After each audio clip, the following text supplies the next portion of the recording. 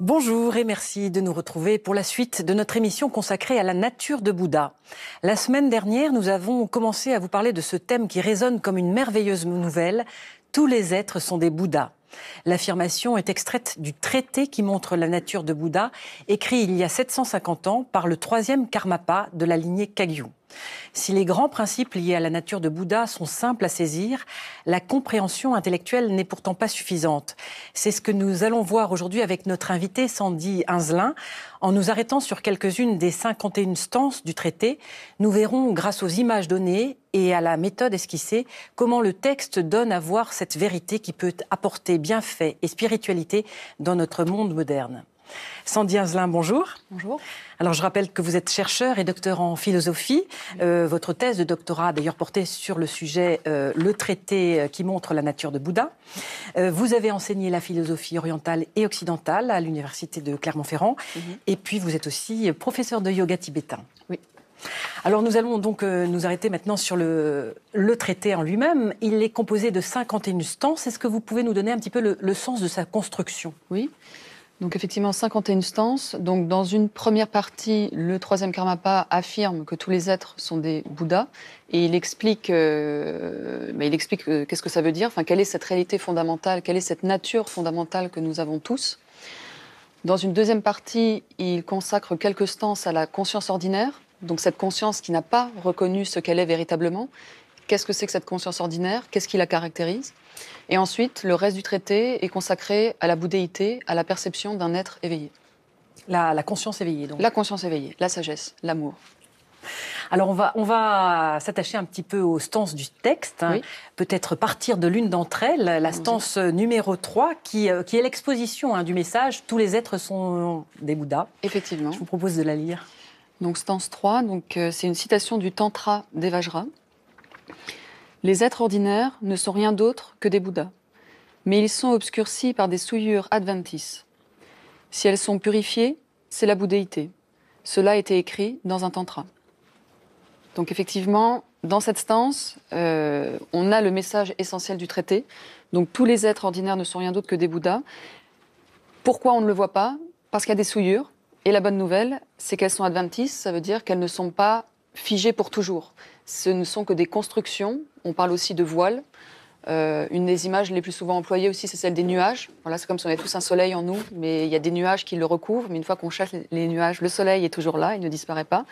Donc c'est ce que le troisième Karmapa nous dit ici, qu'effectivement il y a cette bouddhéité qui est là, mais il y a ces voiles qui obscurcissent notre nature fondamentale, et il suffit, entre guillemets, de les purifier, d'enlever cette noirceur ou ces voiles qui nous empêchent de voir cette luminosité qui est la caractéristique fondamentale de la conscience. Quand il dit « être ordinaire », est-ce que vous pouvez donner une explication ? Ça veut dire pas que les êtres humains ? Non, effectivement. Donc Semchen en tibétain, donc c'est tout ce qui est doué d'une conscience, d'une sensibilité. Et bon, ce qui est très souvent représenté dans le bouddhisme tibétain et qu'on retrouve aussi avant dans le bouddhisme indien, c'est par exemple dans la roue de la vie, on voit qu'il y a les 6 mondes. Et dans ces 6 mondes, il y a le monde des êtres humains, mais on trouve aussi le monde des animaux, des dieux, des demi-dieux, les enfers, les esprits avides. Donc on ne parle pas seulement des êtres humains quand on parle des êtres ordinaires. Alors, on va continuer la lecture d'une stance, la stance numéro 8. C'est la définition du samsara. Donc, je crois que c'est le mécanisme du samsara. Oui, il nous donne un terme clé qui va caractériser le samsara. Donc, stance 8. Cette pureté même est maintenant présente. Malgré sa présence, nous ne l'apercevons pas. À cause de l'imagination ignorante, c'est le samsara. Donc, il nous rappelle que cette pureté est là pour tous. Tout est parfait en soi. Mais malgré cette présence, on a tendance, les êtres ordinaires ont tendance à développer ce qu'on appelle l'imagination ignorante. Alors qu'est-ce que c'est cette imagination ignorante ? Eh bien, c'est cette capacité à créer un monde qui n'existe pas. Finalement, il y a l'être qui est là, parfait en lui-même, la vie, et les êtres ordinaires ont cette tendance, cette capacité à fabriquer un monde illusoire qui en fait nous enchaîne. Ça crée que des problèmes et c'est ce qu'on appelle le samsara. Le samsara, finalement, c'est le monde qu'on se crée et qui nous enchaîne encore et encore parce qu'on ne voit pas les choses telles qu'elles sont et ça nous complique la vie, pour faire simple. Est-ce que vous pouvez nous rappeler ce que c'est que la conscience ordinaire, justement, qui fait qu'on n'a pas accès à... Cette conscience ordinaire, donc c'est cette conscience qui ne perçoit pas sa véritable nature. Et généralement, les deux termes qui la caractérisent, c'est karma et voile cognitif. Alors, et émotion aussi. Enfin, on parle souvent d'émotion et de voile cognitif. Alors, qu'est-ce que c'est? C'est une conscience qui est prise par la saisie dualiste, qui voit les choses de façon séparée, qui ne voit pas l'unité du monde dans laquelle elle vit, et aussi qui est prise par ses émotions. Donc, les émotions, c'est vraiment le niveau le plus grossier de la conscience ordinaire. Et en bref, je pense que voilà ce qu'on peut dire de la conscience ordinaire. D'accord. Pourquoi est-ce que l'intellect ne suffit pas à comprendre la vérité, finalement? Effectivement, parce qu'on considère que l'éveil, on pourrait dire que c'est une expérience intégrale. C'est l'ensemble de notre expérience qui est éveillée. Or, l'expérience d'un être, alors je vais parler des êtres humains, l'expérience d'un être humain ne se limite pas à la conscience mentale. On a les perceptions sensorielles aussi, l'ouïe, le toucher, la vue, etc. Et il y a aussi le corps. Il y a tout le corps. Et on considère, dans cette tradition, que le corps est une source majeure de connaissances et de qualité. Donc si on travaille seulement avec l'intellect, l'éveil semble effectivement inatteignable parce que l'éveil implique toutes ces dimensions de l'être. Donc qu'est-ce qu'il faut rajouter? Il faut pour pouvoir justement ôter les voiles qui cachent la bouddhéité. Oui, alors même si effectivement la compréhension intellectuelle n'est pas suffisante, elle est néanmoins... Alors, pas forcément nécessaire pour chacun, mais elle est fortement recommandée. Enfin, en tout cas, dans un traité comme celui-là, c'est bien mentionné. Et tout simplement, alors ça peut paraître un peu paradoxal, mais la compréhension intellectuelle permet de dépasser l'intellect. Enfin, en tout cas, on voit que le mental ou les pensées n'ont pas véritablement d'existence. Parce qu'on a tendance, cette conscience ordinaire, elle a tendance à s'accrocher aux pensées, à penser que les pensées sont la réalité.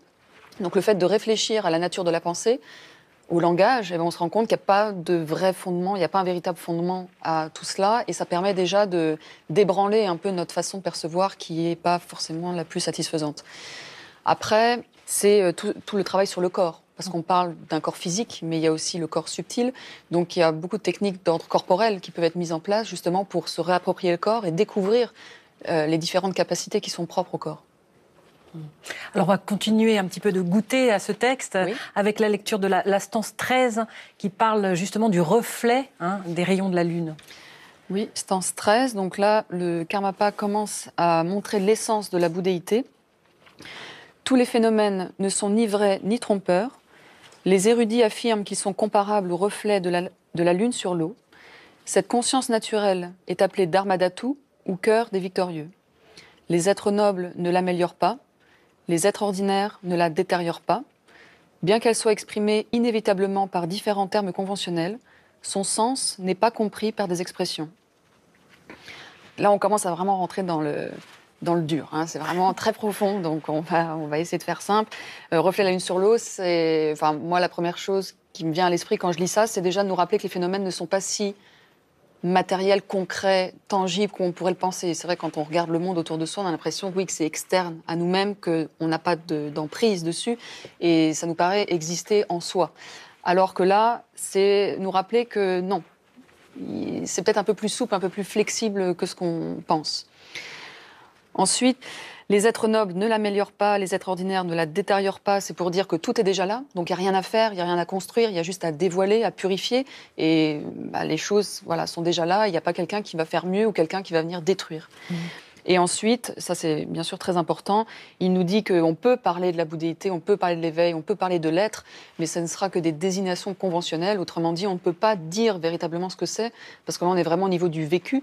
Éventuellement, ce serait plus la poésie, peut-être, qui nous donnerait plus accès à cette dimension-là. Donc tout ce qui est d'ordre, le langage, tout ce qui est d'ordre conceptuel, ça peut nous aider à nous orienter vers ce qui est, mais ça ne va pas nous dire ce qui est. Une dernière petite stance peut-être à lire, celle qui parle du joyau, je crois que c'est la stance 31. 31, oui. Alors là, il nous parle de l'activité éveillée, l'activité d'un Bouddha. Que fait un Bouddha? L'activité éveillée est exprimée par l'exemple du joyau qui exauce tous les souhaits. Il explique le déploiement de la puissance de l'absence de pensée. Alors là encore, le troisième Karmapa reprend un exemple que l'on retrouve déjà en Inde, le joyau qui exauce tous les souhaits. Et là, comme on l'a vu avec la stance 13, on est obligé d'utiliser des images parce que l'activité éveillée on ne peut pas la décrire avec précision, c'est quelque chose qui dépasse la pensée conceptuelle. Et le joyau qui exauce tous les souhaits eh bien, nous dit qu'un Bouddha est là pour les êtres, pour aider les êtres. C'est son activité principale. Un être ordinaire est plutôt mu par le désir égoïste, on va dire, le désir de satisfaire ses propres besoins, ses propres désirs. Alors qu'un Bouddha, sa seule mission, finalement, c'est de libérer les êtres, de leur montrer ce qui est véritablement. Et donc, ce joyau qui exauce tous les souhaits. Donc, dans le commentaire, Jamgon Kongtrul Lodrö donne quelques indications intéressantes. Il dit que ce joyau qui exauce tous les souhaits, il est constitué d'amour, de puissance, de connaissance.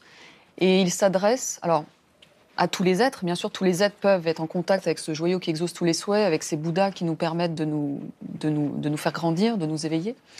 Mais qu'il précise quand même que les souhaits sont importants, qu'il faut le souhaiter. Et il parle aussi de karma pur. Donc, bon, c'est toutes des notions assez profondes qu'on ne peut pas expliciter complètement, mais il faut une certaine ouverture, je dirais, chez la personne pour recevoir ce joyau, on pourrait dire. Pour conclure, Sandy Hinzelin, Oui. Finalement, à la lecture de ce texte et puis à la fin de votre travail immense qui a commenté ce texte, est-ce que vous avez pu répondre à la question que vous vous posiez au départ, c'est-à-dire qu'est-ce que la nature de Bouddha? Est-ce que c'est une fiction? Est-ce que c'est un idéal? Est-ce que c'est une expérience possible? Alors oui, effectivement, ce travail a été ça m'a demandé énormément de travail et d'efforts, mais je ne regrette pas du tout. Si c'était à refaire, je le referais, parce qu'effectivement, ça m'a permis de mieux comprendre cette question. Et alors, là, on parle de l'éveil parfait et complet. Donc c'est difficile à dire si cet éveil-là existe vraiment, parce qu'il faut être arrivé à ce stade-là pour l'affirmer. Par contre, ce que je peux dire, c'est que oui, il y a un chemin qui est possible. Oui, j'ai pas de doute là-dessus.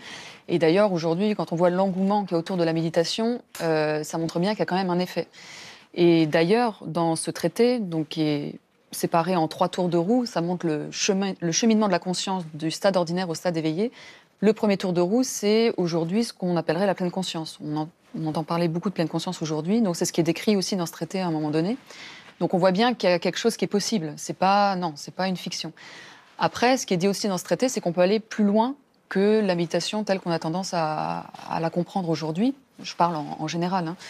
Et là, pour savoir si effectivement on peut aller plus loin, donc il faut pratiquer soi-même, ou aussi voir si la science, d'ici les prochaines années, proposera des outils qui nous permettra de voir justement ce concept de vacuité, luminosité. Mais en tout cas, quand on voit la précision des textes depuis autant d'années et les différentes techniques proposées pour découvrir cette nature de la conscience, j'ai quand même bon espoir. Voilà. Merci beaucoup, Sandy Hinzelin, d'avoir répondu à nos questions. Avec plaisir. Avant de nous quitter, voici quelques indications de lecture. Tout d'abord, Tous les êtres sont des Bouddhas, par notre invité Sandy Hinzelin, édition Le Prunier Sully.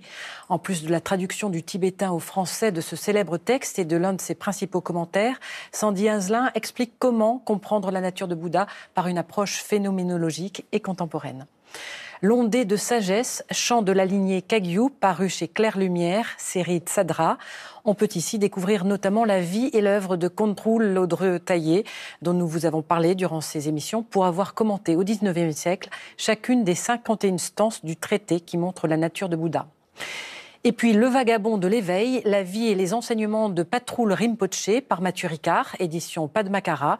Il s'agit de la biographie de l'un des maîtres les plus vénérés du bouddhisme Vajrayana, pratiquant itinérant dans le Tibet oriental du XIXe siècle, qui rédigea des textes fondamentaux. L'émission se termine. Merci de l'avoir suivie. Vous pouvez la revoir toute la semaine sur le site de France Télévisions, francetv.fr. Nous vous souhaitons une heureuse semaine et vous donnons rendez-vous la semaine prochaine. Merci.